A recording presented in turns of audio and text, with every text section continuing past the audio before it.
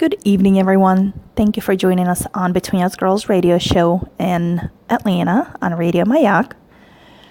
Before we go into tonight's topic, let's make sure that everyone's comfortable. Take off your heels, put on your sweatpants, make a cup of tea or coffee, sit on your couch, and let's just figure things out together. But before we go into tonight's topic, let's make sure that we touch up on current happenings, things that are going on in the world and in our country today. Yes. So one of the main things is that the past couple of months, it has been not rough, but definitely kind of difficult, probably rough for some people. At least I haven't felt it personally. But the immigration ban that the current President Trump, had put in place for 4 months was lifted this past Tuesday, so it just ended. So that just means that we can accept refugees. The whole ban was that we were not accepting any refugees from any countries. So that's what the ban was. So now that that's lifted, we can accept. We just have a little bit stricter rules and regulations. I haven't really said what it is, but that's good. You know, we're moving forward, and it's especially with everything that's happening with different terrorist attacks. It's, you know, people have both options to where it's they love it or they hate it, and so it's hard to kind of take a strong stance. But glad we're taking a step forward. So I like that. And if you're just joining us, this is the voice of Tati, and we're so glad to be back live on air. We haven't been live in a little bit, and we have Alina back with us. Yes, glad to be back too. And that wonderful voice was Alina. Yes. She has this radio voice. Yes. And this is Tama. Yes, so welcome. And so this topic, we kind of formed it from our just coffee chat, and we had tea last time, so it was really like a tea talk, but we just kind of formed it because we were talking with Tama. Alina, you weren't here, out of town. We're like, man, this is really interesting because we all do church so differently. So we definitely want to do it. I'm going ahead of myself. I want to tell y'all a little situation that happened to me this past week because I struggled with it. I'm like, okay, am I the only one who's confused about this? So I'm putting you both on the spot. You have no idea what I'm going to ask. Oh, no. So just preparing you. No. But I want to know, okay, so let's pretend you are looking for a new position, or if you are getting a new job interview. So if it's current workplace and you're just switching positions, or you're getting a brand new job, when you go into the interview, they ask you this question, which bugs me like crazy because who's going to answer this honestly? But they ask you the question, what's your weakness? I was going to say what's your best weakness, but that's not how they phrase it. They say something like, what would you say is your weakness, like you're in the workplace, however they word it. It still bugs me. Tama, how would you answer that question? And pretend I'm like the suit, and you either know me as, you know, as you're switching positions, or I'm brand new. How would you answer that? So it's been about 13 years since my last interview. Wow. So my weakness So you're on the spot. Probably shifted and evolved from one to another, but if I had to answer it now, it would probably be I'm a last minute person, but I get everything done last minute. And I think it's a weakness and strength at the same time. Okay. So I like to put everything off of like the due dates until like last minute. And then when I jump on it, I get it done. Okay. And it makes a lot of people nervous. It makes people nervous at work. It makes people nervous that are planning something with me and like, oh my gosh, this is not done yet. What are you doing? When is it going to be done? You know, you're making me nervous. You eventually get it done, but right? when I have that last minute pressure, I get it done better than if I had all the time to do it. You thrive with it. Yes. Okay. But so would you call that procrastinating? Yes. Okay. But still getting it so done hard well to at say the that end. in Yes. an interview. I'm a procrastinator.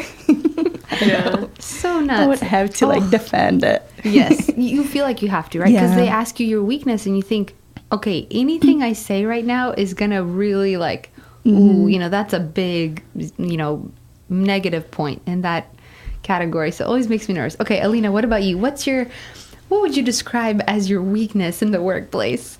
So, actually, when I was interviewing before for jobs, we discussed, I did a lot of research preparing for interviews, and this is a common question, and it's actually, there's such a good strategy for it. The thing is, you don't want to say, if you're a procrastinator, it's probably good not to say I'm a procrastinator, because Really? that doesn't look good. But at the same time, if you say something like, oh, I'm a perfectionist, or I care too much, people know that's like, people know, oh, come on, like, give us a, like, that's so fabricated. That's like the first date answer. So what do you like to do in your spare time? I like to read, and I really like to just take long walks and work out. volunteer. Oh, please. You want to sit on the couch. Yeah. So they Yeah. say, don't give those fabricated answers. What you do is you actually pick a weakness, but pick a weakness that's not really related to your job. So pick a weakness that might not be really related. And then not only do you say, this is my weakness, but you tell them, but I am, ever since that happened, I realized it was my weakness. I've taken some classes, I've talked with some people, I've done this, I've created a plan. So you're showing that, like, yes, I recognize, because we're not perfect. I'm recognizing I have a weakness, but first of all, you're kind of saying it's not really related to the job, and second of all, you're saying that I'm proactive and I'm managing it and I'm helping to. So that's a good way to answer on an interview. So how Look would at you, her. She's like Yes. counseling us. You But go how ahead and did you answer. personally answer it? Or how How would would you? I personally? Oh gosh, I haven't thought about this in a while. And it's going to be quick, too, because you're Yeah. in the interview, so. Yeah. Well, I'm not good thinking on my feet, so I cannot answer that question. But when it does come, that's why when I go into interviews, I can't just wing it and just go in and just go off the top of my head. I have been in situations where I have been stuck on a question. They've asked me and my mind is just blank. I have to do a lot of preparation beforehand. Okay. And so I know what that preparation is, and I mean, if somebody needs some help, I'm more than willing to help. It's a really amazing system. Quick, easy, and it's very, very effective. Okay. Nice. I like it. Good to know, Yes. Alina. I had the interview and I kind of knew it was coming, but then I wasn't sure it was that day at that time. So when they asked that question, I'm like, oh, come on, man. Like, I'm not going to be honest. Where was your here. interview? It was at the same company that I'm at, Oh, but okay. just a different position. And so I was very honest with them. I'm like, I was in a t-shirt and jeans. It was like the casual day. And I'm like, man, if I knew it was today, I would have brought, like your button-up shirt. You want to Yeah, make yeah. sure you're like prepared. And the good thing is, they see me on an everyday basis, so they know it's a casual day. But I was like, nope, not ready for that. I'm like, So what did you say? mine is timing, not necessarily with projects, but like coming on time to like everyday regular work day. So it's not, if I have a meeting, I can be there. I mean, I may be there like 2 minutes early versus 5, but I'll make it. But mine is more like if it's an everyday, simple day, and I know I don't have a lot done, I'm almost like, no, I don't need to get there at 9 a.m. 9:30. So, Kind of me too. yeah, I know, I'm with you, girl. But did you tell him that? yeah. Well, I said timing, and I kind of used your hint. I said mine is timing, and that sometimes I may be a little bit behind on my schedule. I didn't say late. I was trying to stay away from these. It's the same thing, but it words. sounds so Yeah. different. Yes, but I will stay as long as I need to get it done. So I was like, hopefully that Oh, eases that's that. good. Actually, I just remembered mine. So I would use when it comes to talking with people and stuff, that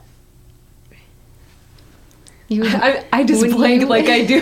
This is what happens. I blank during interviews. That was a real time. Do you feel like you're at the interview? Yeah. No, what I would do is sometimes it's hard for me to be like tough on people. Like if I don't agree with something and I know that there's like a better way to do it, and because I don't want to hurt people's feelings, I'll let things slide, or I'll be, I won't be as firm in my opinions or whatever.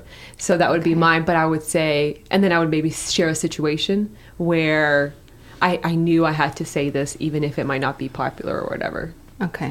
I like that. I like how you did that. Yeah, so that was my big situation that I was like, you know what?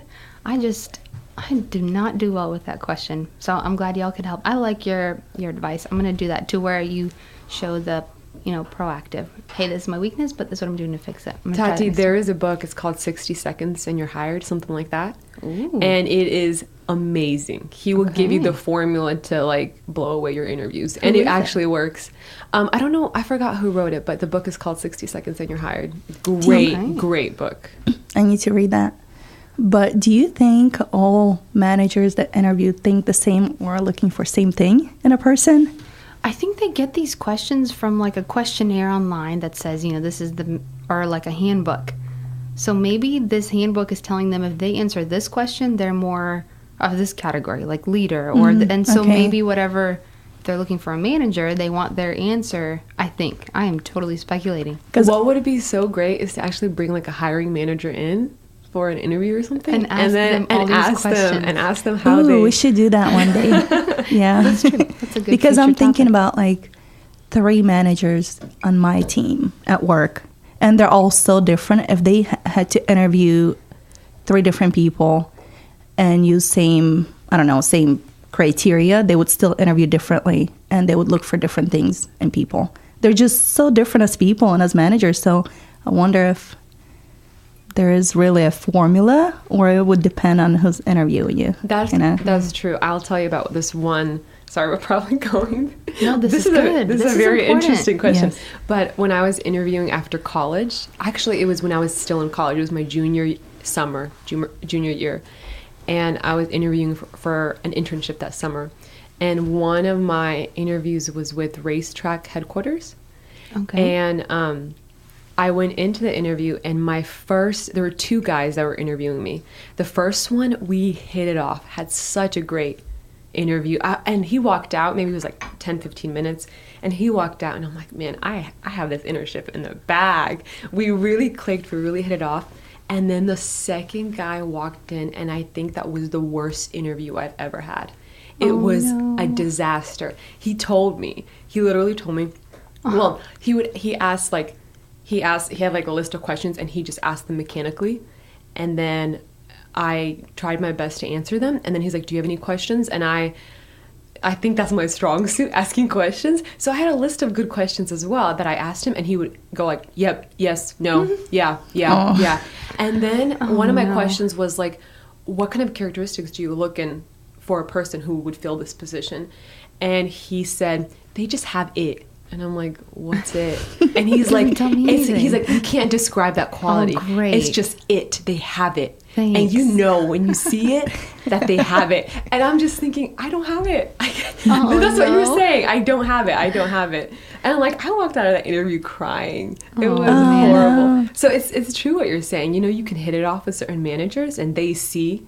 I mean, maybe he did see that potential in me, but the next guy, he's like, nope, doesn't have it. And he didn't. It seemed like he was telling me that his decision wasn't even based on anything legitimate. He was just looking for something, and he was just looking for something, and I just didn't have it. Man, well, I like that. I like. We'll definitely have to keep that in the books for future. I've kind of daydreamed about maybe like going back one day after I have like famous or All something. this success. Yeah.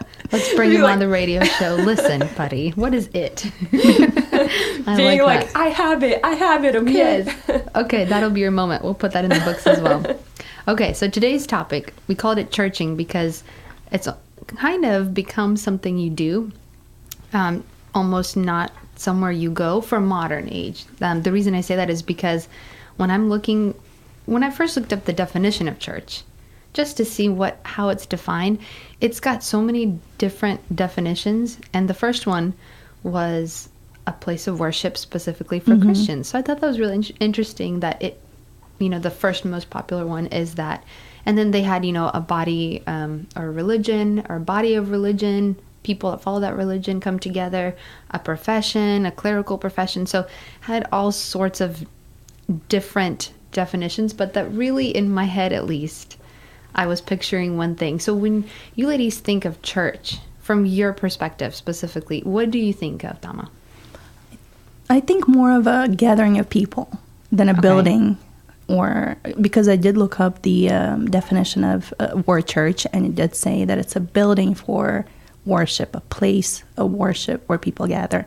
For me, church is more of those people that gather, and they gather in a church building. Okay. What about you, Alina? If you ask me what's the first thing that comes to my mind, I would say my church, like the physical building. Okay. Like our Friday night services, our Sunday morning services. That's what I would think of church. Worship, sermon, prayer. You know, that's my So like church service. Yeah, that's what I think of when I That's the think of same church. thing I think of too. Yeah. I think of people being there. I don't think of it being like 2 or 3 people.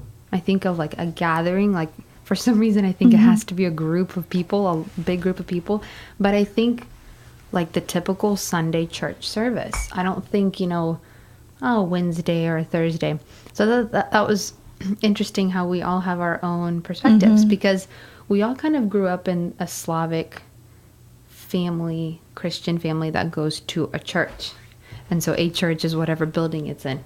But we all kind of have different styles of church now. So Alina, if someone were to ask you, how do you do church? What would you describe it as? Just like a quick, like, how do you do church? I know it's kind of a funky question, but if they're asking how do the services go, that would answer differently. If they're asking how I would describe your version of church, maybe?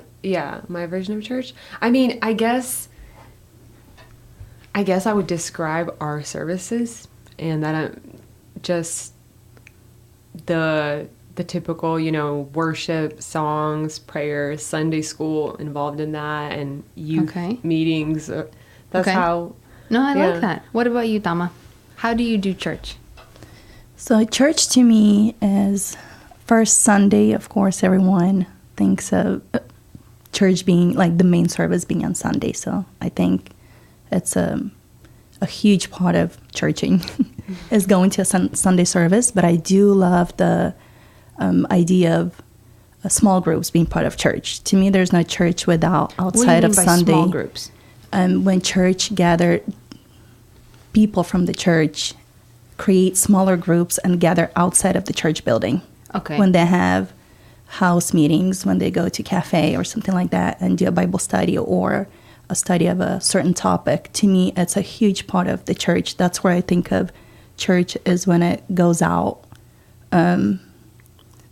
and does something outside of Sunday services. So for me, it's both. So if I say I go to church, it can't just be Sunday, or it can't just be something small as a small group or something like a house group. It has to be both, kind of balancing. A good so mix I have of to it. grow and I have to fellowship. Oh, I like that. Okay. Mine has definitely changed throughout the years. When I was younger, church for me was Sunday morning. You dress up, you go to church, you listen to the sermon, you sing, you pray, you maybe one Sunday of the month, depending on your age, you do your verses on stage. Your mom makes you remember the verse and say it on stage, or sing a song, or you're saying it with youth or some, whatever group you're in, or with the kids. That was church for me growing up really until my 20s. And then getting exposed to a little bit different style of church with North Point Community Churches. Theirs is more circles versus rows. Rows meaning on Sundays, you come, you get together, you fellowship together, you worship together. But then the circles are more of the small groups. So what you're doing outside of the building. Circle versus rows. Yeah, that was a big change for me because I'm still kind of torn of what is really not important but crucial for a Christian as they're going through their faith and figuring out all these different questions in life and how to react in this stage of life or in this stage of life. How you're supposed to do church right, or how you're supposed to do it to where you're taking the most advantage of it. But I really liked the circles concept because the main thing that they go by is, what if this building falls apart? Or what if the pastor isn't there? What if something happens to them? Or what if, they're older and they pass away? Does that mean your concept of church is done, the average person? And that's huge to me because one of you were mentioning how I did last South time. Korea. South Am I Korea, saying that right? Yes, yes. South Korea. the way they do church and the way they kind of prepare themselves is they're always thinking if North Korea comes and we can no longer openly worship. And so they do church so differently. And we don't have that perspective because it's so free here. I mean, most of us, you know, if you're an immigrant, most of us came because you're a refugee during the communist times and you're a Christian refugee or you know, for many other reasons. But I think that's so interesting. Alina, at your church, do you guys have that small group concept, or is it more of like the Sunday and, you know, that weekly like commitment of on Sundays? That's the main part of the church. It's mostly that. Well, our church is pretty small too, so it's already kind of a small group to begin with. But that's good. That's great. You know everyone. Yeah, definitely. But the only small groups you would have is for youth, when they break off into, you know, youth has their own meetings, and then Sunday schools, like I teach the preteens, so they have their own separate meetings, but we don't have anything for older people or married people. Okay. What about when you were growing up in church? I remember growing up in specifically a Slavic church, everyone's mom is your own mom. Like my friend's mom is my mom. You know, because you're all growing up in a smaller church. You all know each other. You all know you either lived on the same street back, you know, in homeland or motherland. But everyone knows everyone. And it's not, versus now churches get a little bit bigger. So sometimes you come in and it's like, I don't know anyone, or I feel like a stranger. I feel like it's not intimate anymore. Like you almost can get lost in the crowd, and if you're not there, no one will notice. Whereas, I mean, if you're not there at least at my church, if you're not there on a Sunday, people know. Or if you skipped, your mom will find out. Even if she's in choir and she's nowhere near the Sunday school, someone will see you, and it'll go down the line, and she'll know. Has that changed for you, ladies? It has. I think I started separating a mega church from a family church. And to me, they're completely two different type of churches. And I love both. I could attend either one and feel like I got the word, and I grew through revelations of, you know, from the sermon or whatever I heard during the service. But at the same time, I do like that feel of a family church. And I know that when I was growing up, it was kind of annoying because everyone knew everything. And like you said, everyone knew everyone's family. If you're not there, they would know. But then when I did attend a mega church, I went to Free Chapel for a while, I was missing that family atmosphere at church. You know, I was missing that. So big, right? That like unity and knowing each other and going somewhere after church. And, you know, sometimes like you're trying to run away because too many people wanted to go and like we can't get in a same restaurant or sit together at the same table, you know. It was a good problem, I realized, you know, that like everyone was so, I don't know, close and, you know, that family atmosphere. I really do like it. And after going to a mega church, I realized that I do want to be more involved as well, because involvement in church is very important for me. And in a large church like that, it's so hard to get involved in things you want to be involved in. You have to go through program or 9 months of, you know, discipleship school, whatever each church, you know, requires before you start a service. Opposite. Really? I found it very hard to get involved in the Slavic church because there's opportunities, but leading it to where someone's dedicated to just that ministry, because most people are doing it as a volunteer thing, not as a job. So I actually found it opposite, because it was, you know, if I want to come in and volunteer, I don't want to step on someone's toes, or I'm not sure how they'll use me, or if I'll even be able to be used. But at a mega church, and I've only tried, I guess mega church still, but North Point, Brownsbridge, which is just the same, with like a sister church, different location in Southside. You just fill out an application, you tell them about yourself, an application like simple, like, hey, this is the age group I'd like to work with, or this is what I'm good at. And then they contact you and kind of go through a little questionnaire. Do you feel comfortable with this or with that?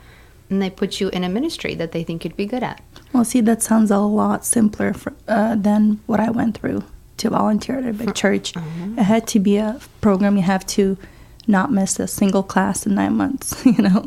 And then if you do not complete it, you can only be like, there's a very short list of volunteers. They're not like certified, church certified volunteers. Everything else has to be within, you know, within certification or approval through that program. Yeah. Because in a mega church with hundreds of people, how do they know that you're thousands reliable? Of people. Thousands of people. They have to have a system where they can be like, okay, this person's reliable. They went through this program.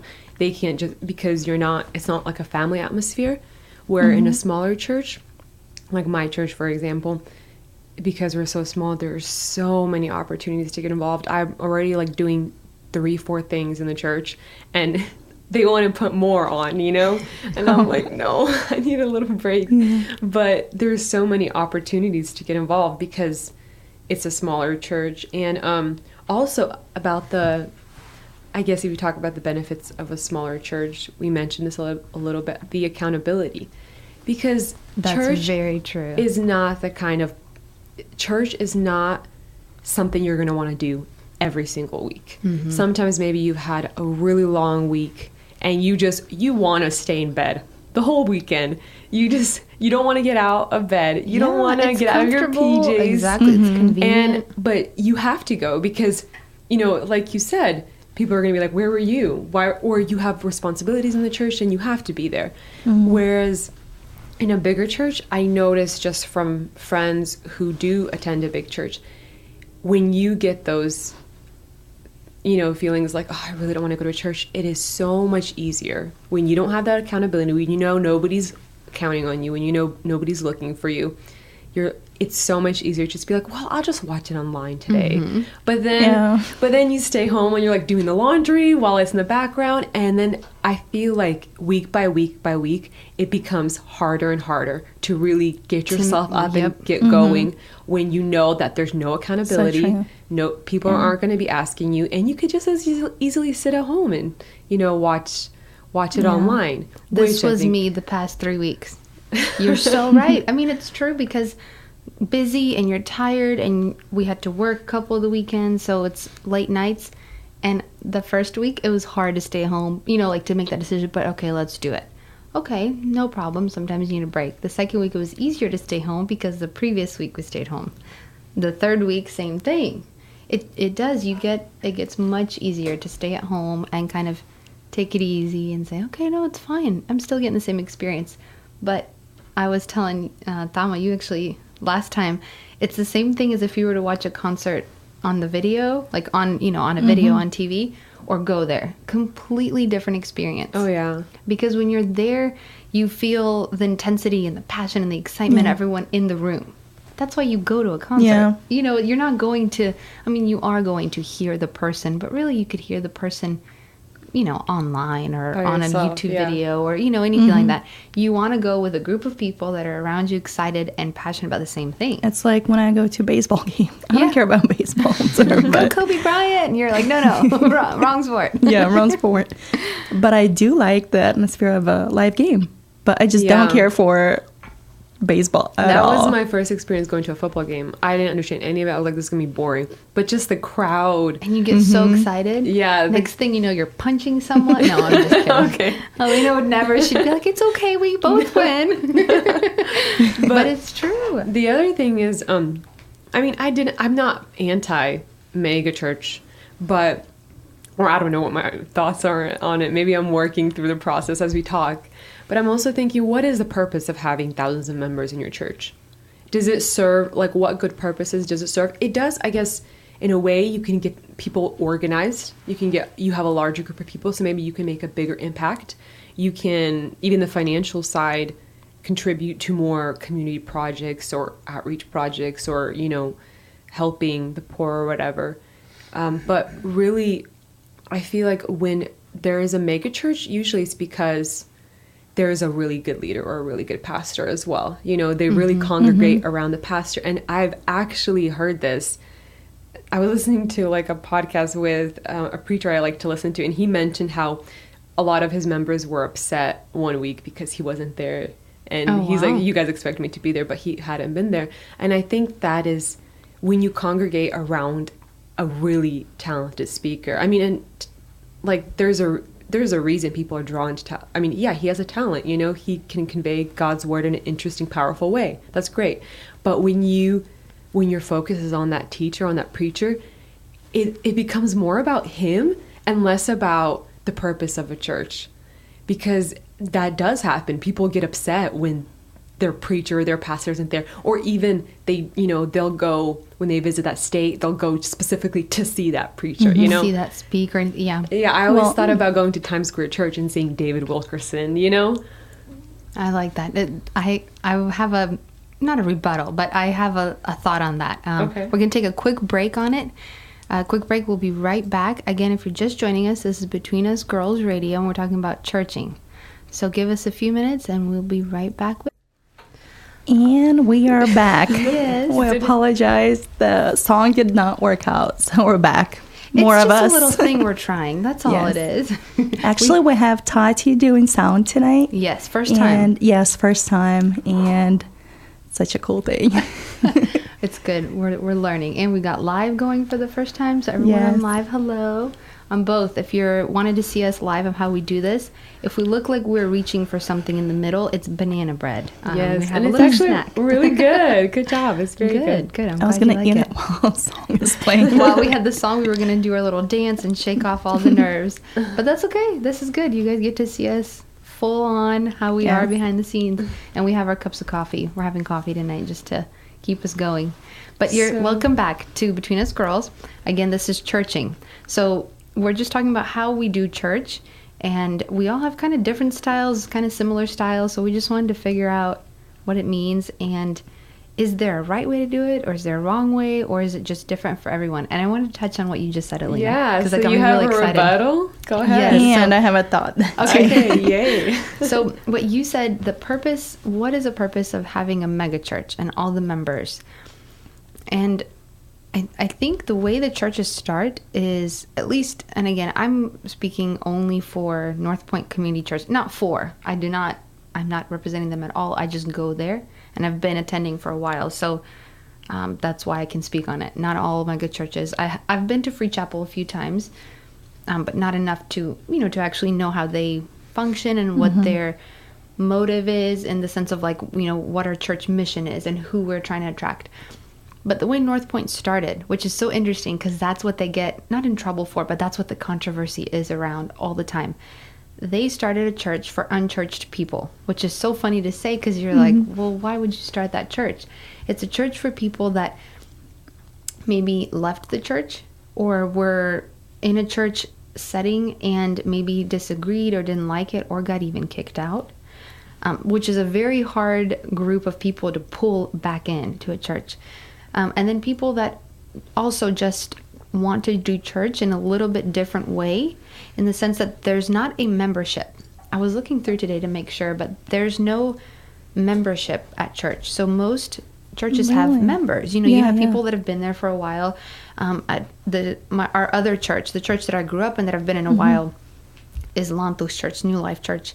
And there you get, you go in front of everyone and you ask, may I join? Which is a great way to do it. And, I think I've never seen someone say, no, this family can't join. But everyone says, yes, we accept you with open arms. But it's still an official. It's like an official Yeah, step. It's like, hey, yes, you're a part of us. And there's, some guidelines that you kind of go through as a member. There's certain things that they kind of not ask of you that you have to do. And if you don't do them, you're out. But just things that they say, hey, this is something that, that we have kind of just a guideline for you. Not rules, not if you break them, you're out.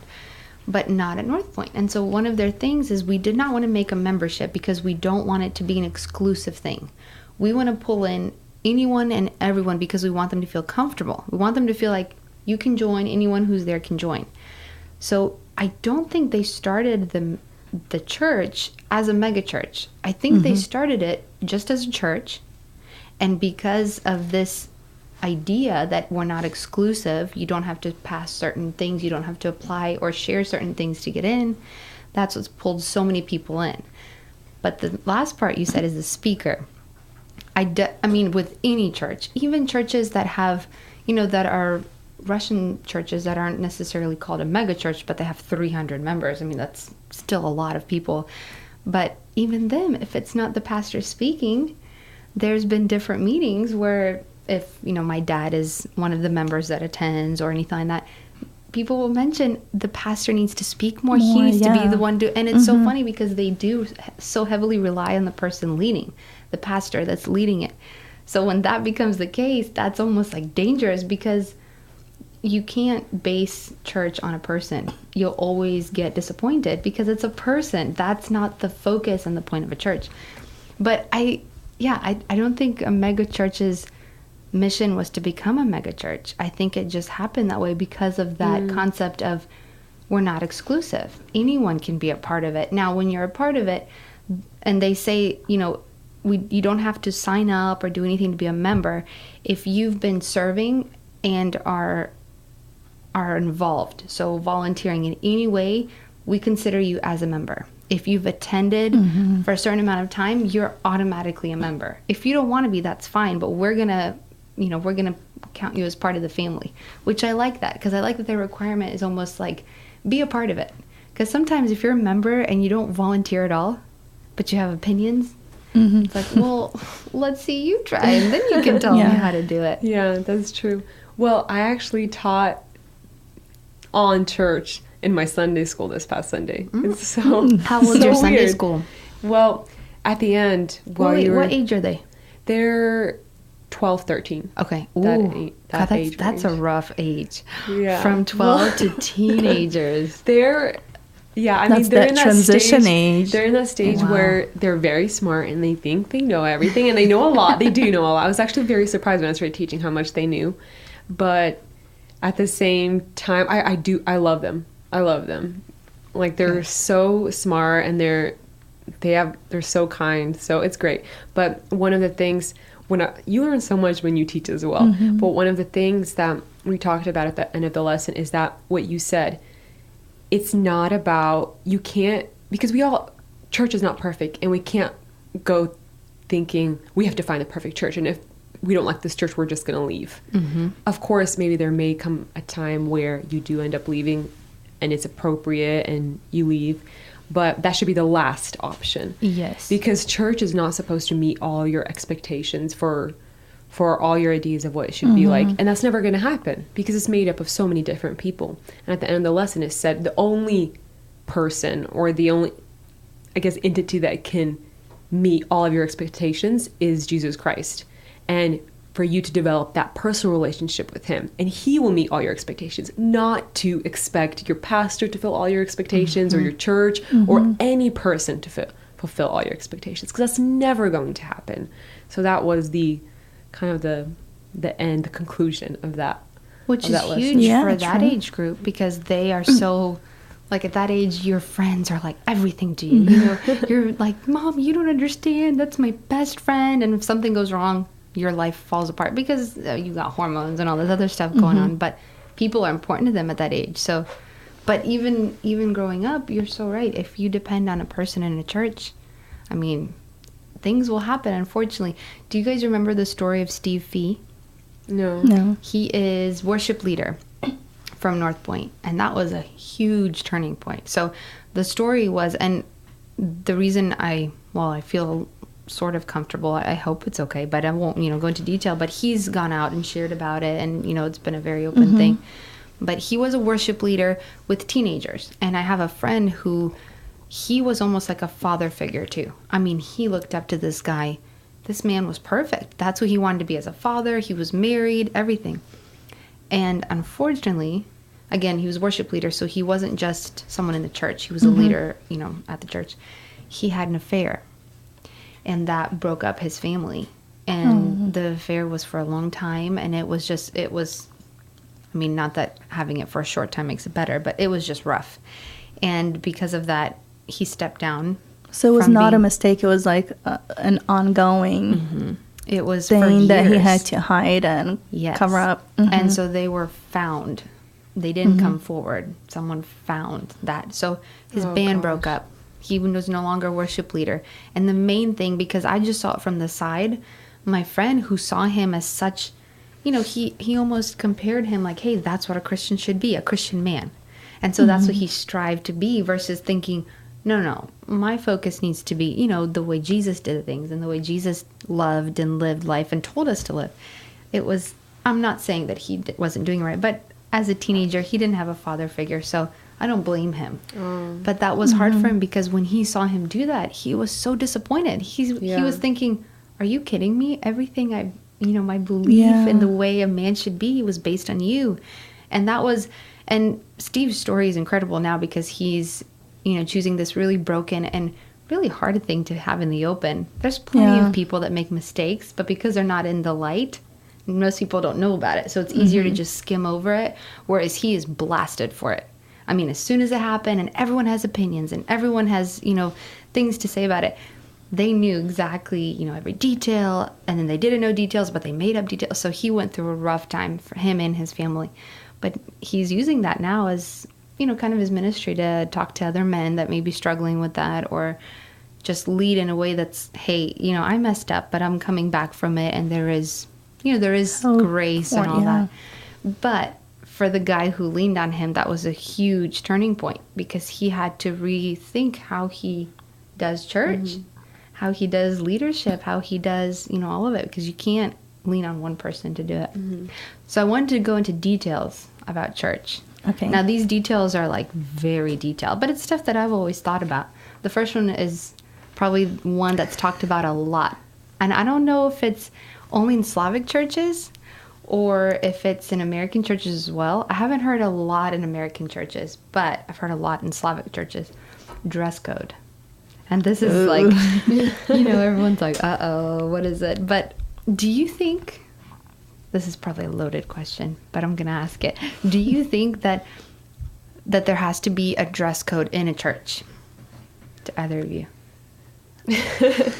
Well, I think that if you are a church that is reaching out to the unchurched, that's reaching out to unbelievers, you cannot enforce a dress code on the people who come in and are, looking for something, looking for the truth.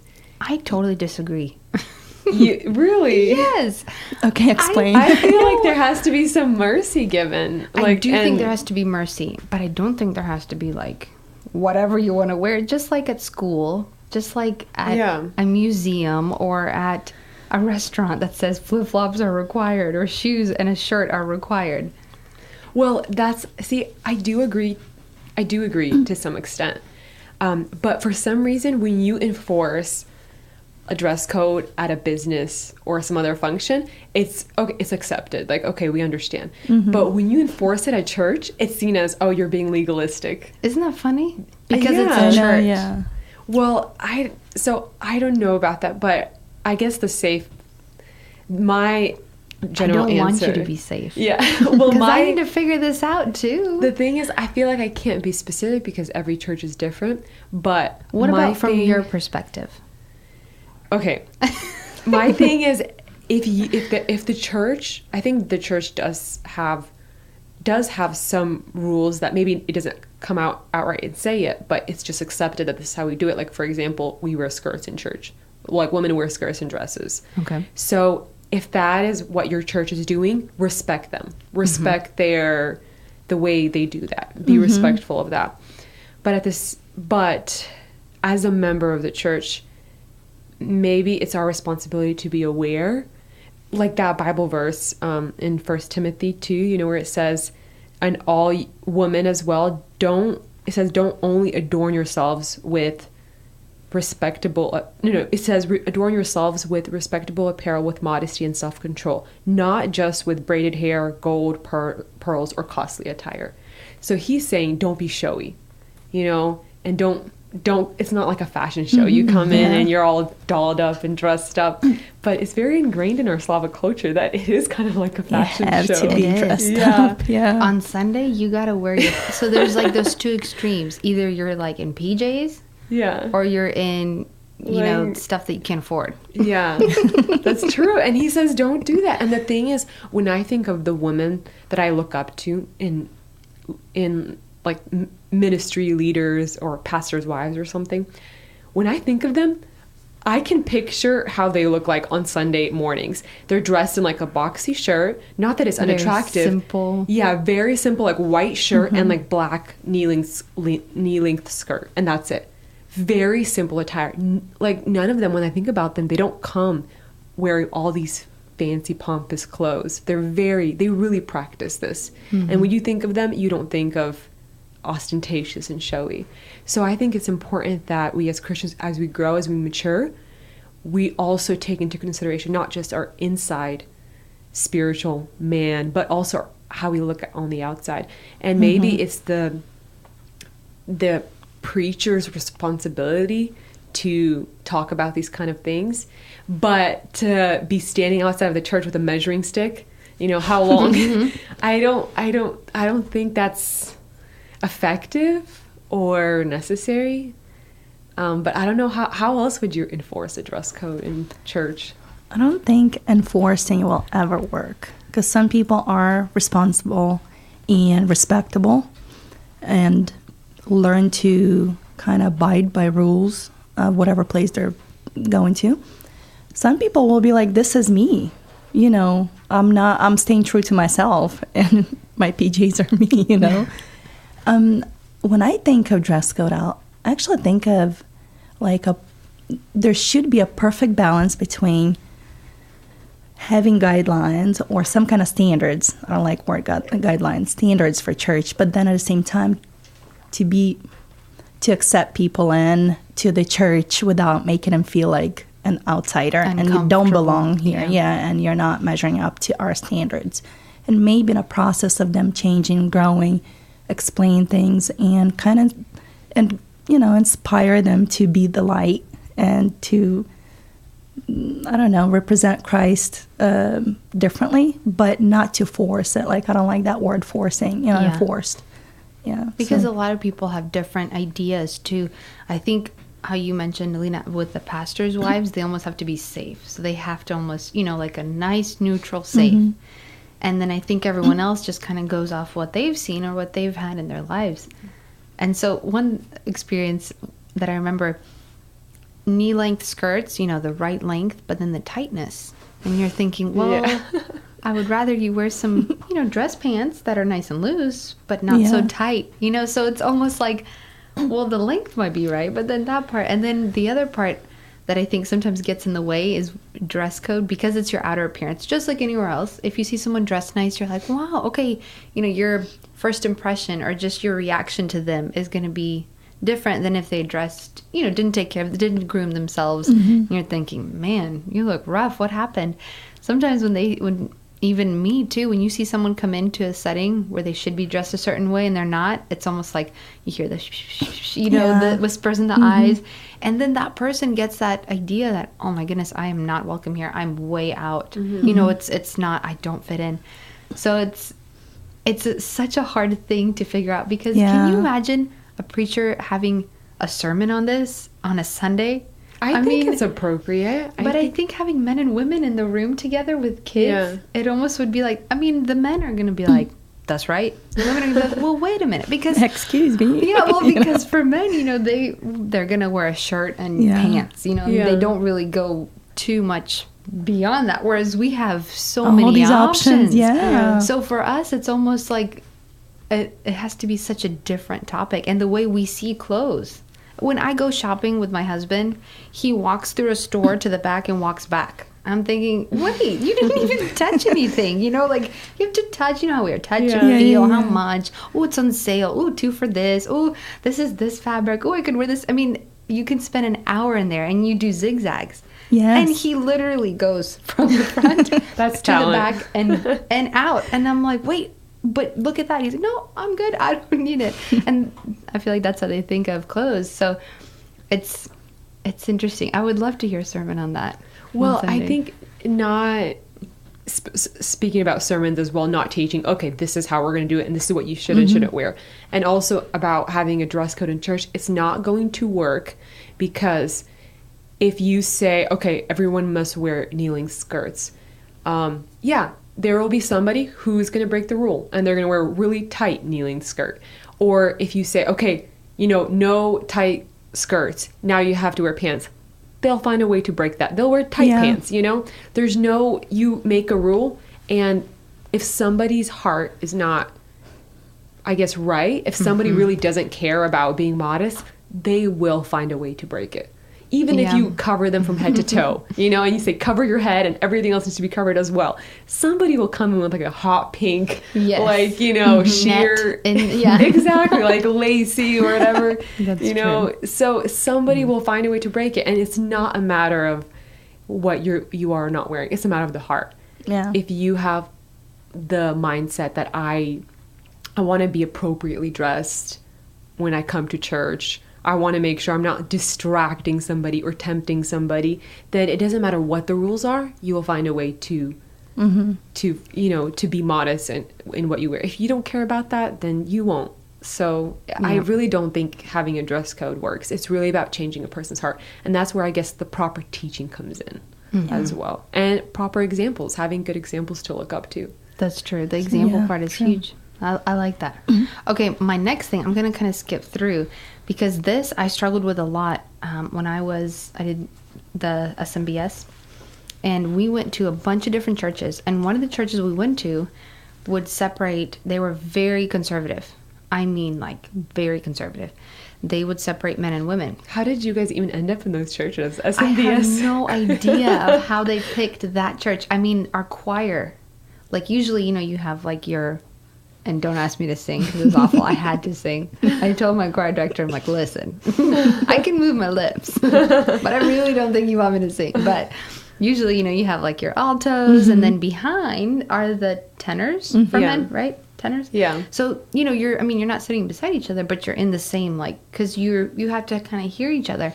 We couldn't even have that. We had to, our What? choir had to be separate.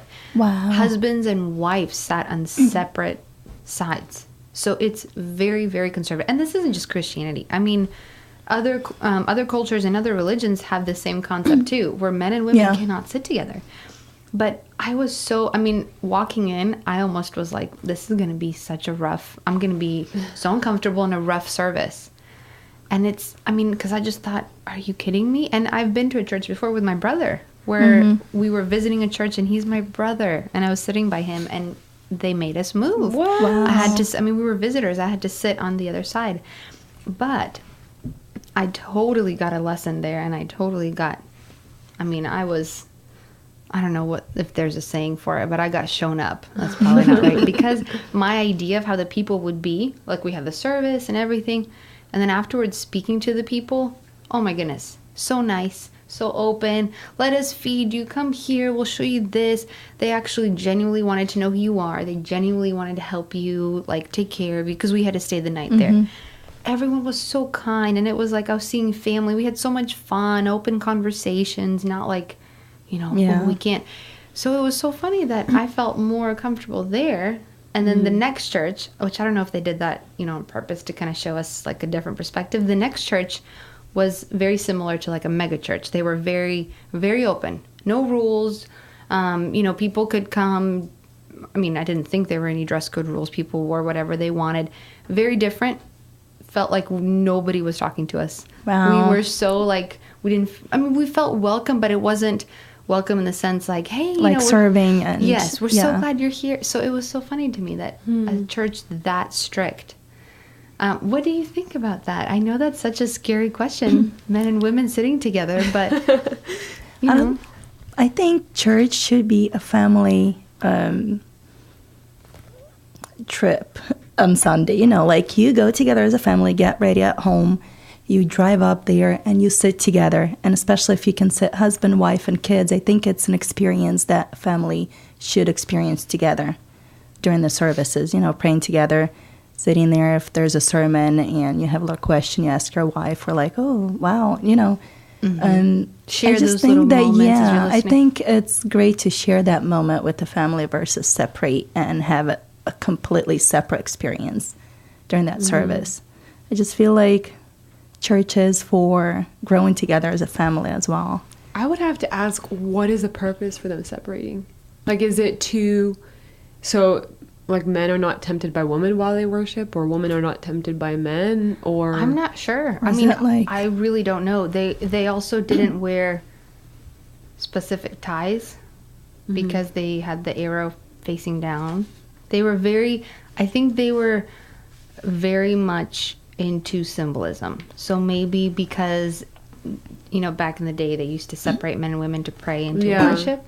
But, I mean, we were never told why. It was just so different. But I bet you if you ask those pastors, why are you, requiring that, different genders sit separately, they would not even be able to explain. They probably don't know exactly why. That's how my grandpa did it, my grandma, that's how our parents did it. Our parents did it. That's how we did it in Ukraine. Or in Russia, or in Belarus or Moldova, and we came here and we're doing the same thing. Why? Because you're supposed to. But why you're supposed to, a lot of them probably won't be able to explain. Yeah. I mean, that would be my question. I mean, why do they do that? And that, I guess from there, I would go on to thinking, does that make sense for them to be separated? Is it in the benefit? But I can't think of a reason for it that would be a good reason. It's almost like making a rule for the exception. So I'm assuming maybe a long time ago someone crossed paths or made a mistake or something happened, or whatever it could be. So you punish everybody. So I feel like they almost made a rule for the exception, which is almost and understand if, like, during the war times, right, when husbands were away and their few men were there in a community and they didn't want to sit with, or women that didn't have their husbands at home to sit next to men. I mean, that would kind of make sense, if there was a real reasoning behind it. But now when family comes and they have to separate and sit on separate sides, I don't know. I feel like that's almost like the dress code rule. If you make rules for the exception, then that'll happen. Okay, so leadership in the church. Leadership is such a big part of church. And when I think of leaders, sometimes we have, individuals that really well, those that you don't. And real quick, because I think we're going to have to make a part 2 on this to kind of get more into it. But do you think there needs to be rules on who can be a leader in a church? Definitely. I do think. Definitely. That, Maybe we could talk about them in part 2, but definitely. Yes. Yeah. And I've seen bad examples in leaders when they were not really, selected according to certain standards. Ooh, I want to hear that story. So it's a yes. I think it's a yes. Are you a no? No. Somebody should be a no. Yes. I can totally play the no, but I definitely think so. We'll have to talk about it in the part 2. Yes. So if you were just joining, we're finishing, but we'll have part 2 next week.